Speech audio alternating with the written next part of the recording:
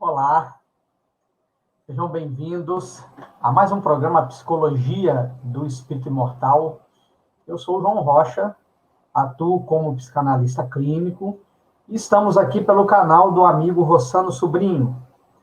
Lembramos para vocês se inscreverem no canal do amigo Rossano, ativando o sininho para receber notificação de novos vídeos e se inscrevam também no nosso canal pessoal, João Rocha, e ativem também o sininho para receberem notificação de novos vídeos.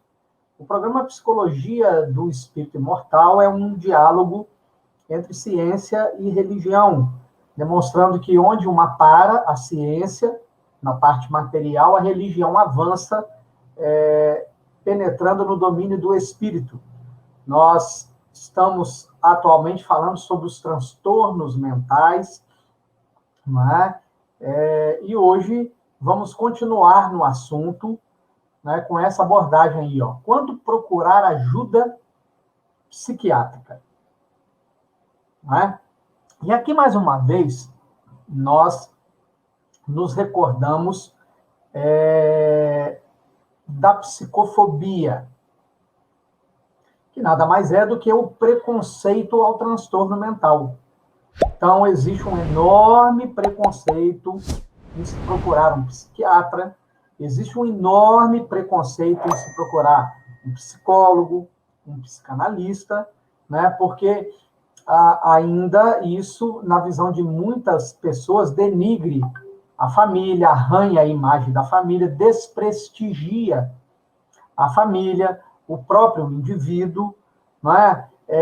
E, naturalmente, com isso, se perde uma enorme oportunidade de ter qualidade de vida, de se viver bem, de se ter a doença sob controle, não é? Então, vamos estudar um pouquinho o texto e depois a gente faz mais comentários. Vamos lá. Situações que afastam a pessoa de seu convívio social habitual são um sinal de alerta. Para quem tem distúrbios mentais, ser privado dessa convivência pode ser a última alternativa para manter a sua segurança e a dos indivíduos à sua volta. Quando as mudanças de humor, a dependência ou o vício se agravam, é hora de procurar um psiquiatra. O tratamento do paciente pode envolver a prescrição de medicamentos e, por isso, a orientação de um especialista é essencial. Muito bem. Vamos aqui falar um pouco sobre cada um dos transtornos que nós mencionamos no nosso estudo passado, sobre o transtorno de humor da depressão, o transtorno de ansiedade e o transtorno de pânico. E vamos acrescentar, naturalmente, a esquizofrenia, não é? Vejam bem, meus amigos e amigas, como nós citamos também no nosso estudo passado, no programa anterior, a cada 40 minutos no mundo, né, uma pessoa deixa a vida pela falsa porta do suicídio. Alguém se mata. A cada 40 segundos no mundo, alguém se mata. E dessas pessoas que se matam, a cada 40 segundos no mundo, 90% delas estão num processo de depressão. Logo, devemos concluir que a depressão é a principal porta para o suicídio. Não é a única, mas é a principal porta para o suicídio. E como a gente também já vem dizendo, e volto a falar, vocês vão se recordar que nós começamos a falar de transtorno de humor e nós nos demos conta que precisávamos trazer alguns conceitos sobre transtorno mental antes da gente voltar para um estudo mais esmiuçado, mais aprofundado de cada um dos transtornos. Não é? Mas quem está acompanhando o programa já se deu conta de que A depressão não é frescura, a depressão não é fraqueza, a depressão não é chamar atenção a uma bagunça na química cerebral, portanto, ela é uma doença física, né? O desânimo que a pessoa sente, o desânimo generalizado que a pessoa sente, é físico, é não ter forças físicas para se levantar, não é? A perda de libido, perda de desejo sexual, perda da vontade de praticar esportes, de fazer atividades prazerosas, não é uma escolha que o indivíduo tem, né? É o estado depressivo que lhe impõe isso, né? O isolamento social, ou seja, a vontade de não interagir, de não conversar, de não dialogar, de não partilhar, de não trocar alegrias, tristezas, conhecimentos, é consequência do quadro, não é? É a insônia que visita o indivíduo, ou a hipersônia, dormir por muito mais horas do que necessitaria se está habituado, a mudança de apetite, alguns vão comer mais do que precisam, outros vão comer menos, vão perder o apetite. Vejam, todo esse conjunto de sintomas, não é? Quando eles são identificados, aí, de novo, vamos recordar, os sintomas isoladamente não indicam a depressão, a presença da depressão. Mas os sintomas conjugados, 2 ou 3 desses sintomas presentes ao mesmo tempo e por mais de 2 semanas, é indicativo da presença do quadro depressivo. Então, é hora de procurar o psiquiatra. É hora de procurar o psiquiatra. Não é? Há um momento em que talvez não seja preciso procurar o psiquiatra.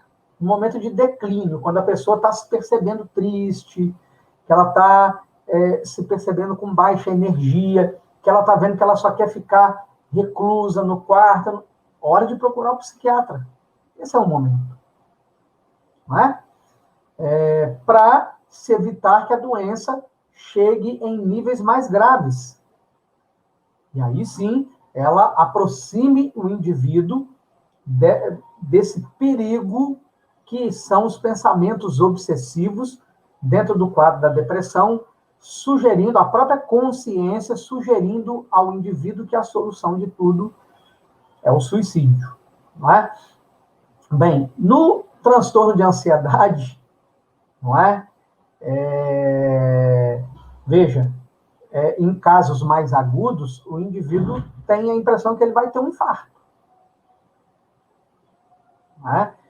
Ele tem uma taquicardia, aperto no peito, né? Ele não consegue respirar, ele puxa o ar e o ar tem dificuldade de fazer o circuito, né, no pulmão, e isso, a sudorese, os tremores físicos, isso é altamente desagradável, não é? Imagine em público, com a psicofobia, como acontece na nossa sociedade, o sujeito se sente constrangido, humilhado, inclusive.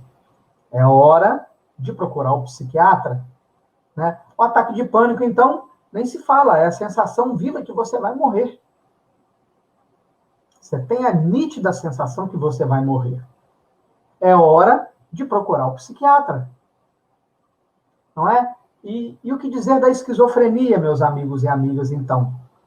Né? Que é um quadro em que o indivíduo se desliga da realidade objetiva, ele passa, então, a viver uma realidade apenas dentro da sua mente. Então, veja, se eu sou incapaz de lidar com a realidade, significa que eu não identifico as pessoas que estão perto de mim, eu não identifico o ambiente onde eu estou, as pessoas que estão próximas a mim podem ser confundidas com algum inimigo imaginário, com alguém que está oferecendo riscos a mim ou a outras pessoas, e então eu posso atacar essa pessoa achando que eu estou atacando um criminoso. E, na verdade, eu estou atacando um familiar.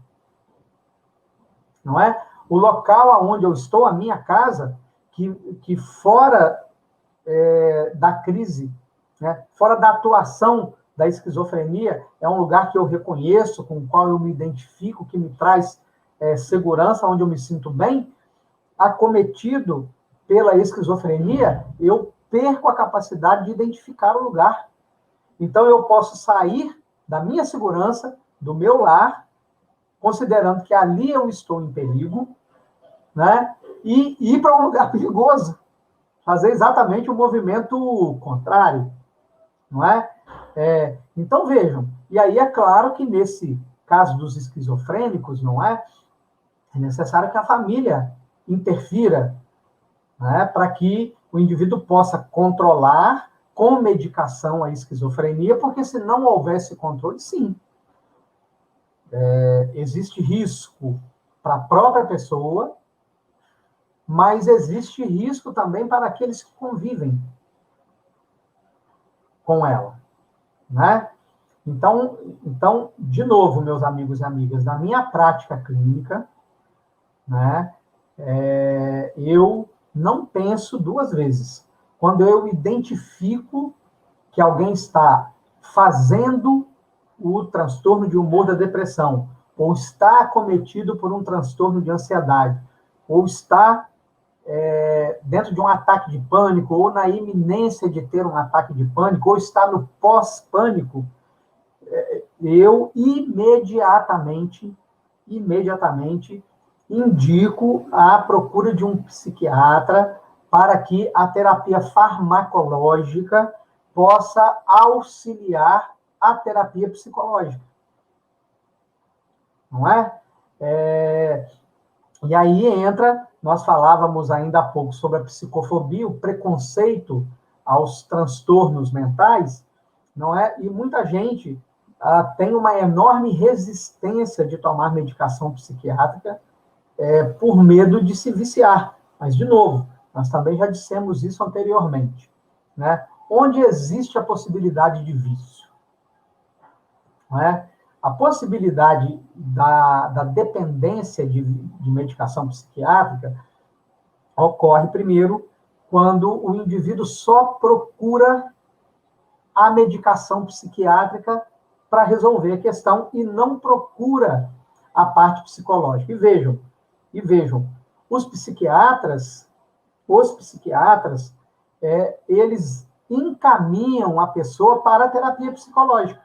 Eles receitam a medicação, né? Eles marcam o retorno da pessoa para fazer o acompanhamento, mas eles indicam a terapia psicológica como o elemento que vai trabalhar o gatilho psicológico, a situação da infância, que está lá no inconsciente, e que está levando o indivíduo a viver o transtorno mental. E aí, como a nossa sociedade é uma sociedade muito imediatista, nós queremos resultados rápidos e definitivos, não é? Quando o indivíduo começa a consumir a medicação, a fazer uso da medicação, e daí a um tempo ele tem o ganho da organização da química cerebral, né? Iludidamente, ele considera que ele está curado. E que, portanto, ele não precisa mais procurar a terapia psicológica. Isso é um equívoco, não é? E por quê? Aquele ganho psicológico que a medicação dá pela organização da química cerebral é temporário, porque o nosso sistema nervoso central ele vai se habituar com o princípio ativo da medicação e com a dosagem da medicação. Só que, como o gatilho psicológico, aquilo que causa o transtorno mental, não foi solucionado dentro do indivíduo, não é? Aquilo continua empurrando o indivíduo para o transtorno mental. Então, na medida em que a medicação, o organismo se habitua a ela, o transtorno passa a ganhar força novamente. Então, o indivíduo novamente percebe no caso da depressão, que ele está ficando de novo triste, ele está ficando desanimado, a libido dele está caindo, ele começa a fazer isolamento social, e aí o que ele faz? Ele aumenta a dosagem da medicação. E com isso, o tratamento que poderia ter, né, com a medicação, um uso razoável de tempo, nem muito longo e nem muito curto, né, acaba se estendendo por muito tempo, gerando dependência. Óbvio que, como por exemplo, no transtorno de bipolaridade, não é? O cérebro para de produzir lítio. Então, muito provavelmente, alguém que manifeste um transtorno bipolar vai obrigatoriamente ter que tomar medicação à base de lítio para o resto da vida. Porque, diferente da depressão, que há uma desorganização na química, as substâncias são produzidas, mas não são aproveitadas. Não é? As sinapses com aquelas substâncias, elas não acontecem.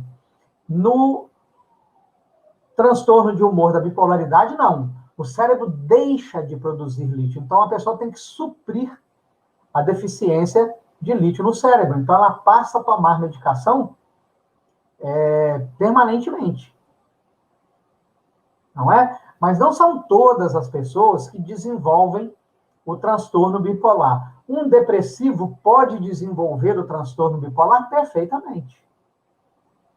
Pode. Um depressivo que se trata com medicação e faz terapia pode desenvolver o transtorno bipolar? Mais difícil. Porque ele trabalha em si a questão psicológica e ele auxilia o cérebro com a questão farmacológica. Não é?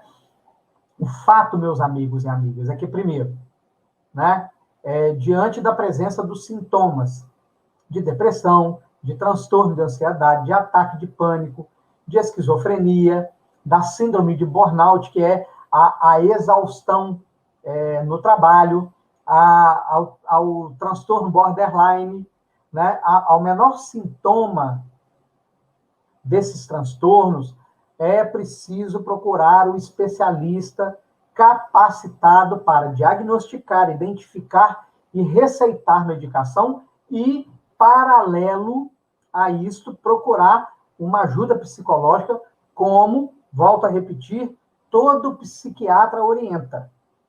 Todo psiquiatra orienta que uma pessoa com transtorno mental precisa ter um acompanhamento psicológico para auxiliá-la a lidar com um transtorno. Muito bem? No nosso próximo encontro, nós vamos falar sobre esse tema aí, ó. Como é o tratamento desse tipo de distúrbio? Então, estou aguardando vocês. Até o nosso próximo encontro. Um forte abraço e até lá.